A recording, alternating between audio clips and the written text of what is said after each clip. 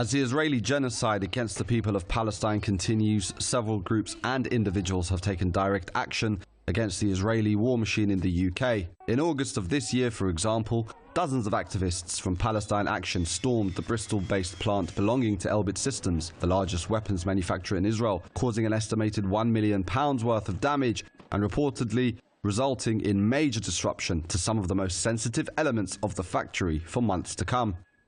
In total, 21 people have since been arrested in relation to the factory raid, many of them under draconian UK anti-terrorism laws, sparking condemnation from human rights groups and observers across the world. As a result, the pro-Palestinian groups have held a meeting under heavy security in the western English city of Bristol to discuss the British government's legal warfare strategy. Campaigners argue that the British government's use of anti-terrorism legislation is not only intended to punish those disrupting the Israeli war machine, but also to discourage others from taking action against Israeli companies like Elbit Systems and others drenched in Palestinian and Lebanese blood.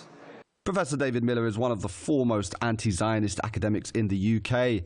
He has been targeted by pro-Israel lobby groups that led to his dismissal from the University of Bristol, an injustice he successfully challenged in court. They're trying to use any means that they can to attack the pro-Palestine movement. They're using hate crime legislation and they started to use terrorism legislation. Yes, criminal damage, but they're also using the terrorism legislation against journalists and saying that some journalists have been supporting prescribed organisations, which is plainly ridiculous. But they are using the terrorism legislation, the Terrorism Act of 2000, the Terrorism Act of 2006, in order to suppress the Palestine movement. They can't find any other way of doing it but than using legislation which is plainly inappropriate.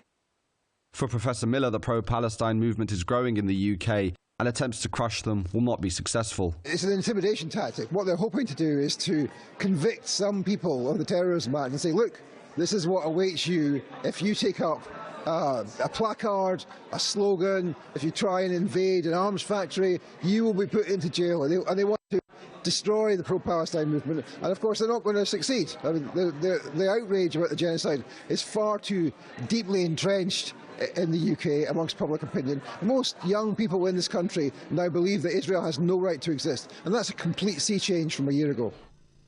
Britain's culpability in the historic and ongoing crimes of the Israeli regime means that many among the UK public feel duty-bound to continue disrupting and struggling against the Israeli killing machine's tentacles in Britain and beyond.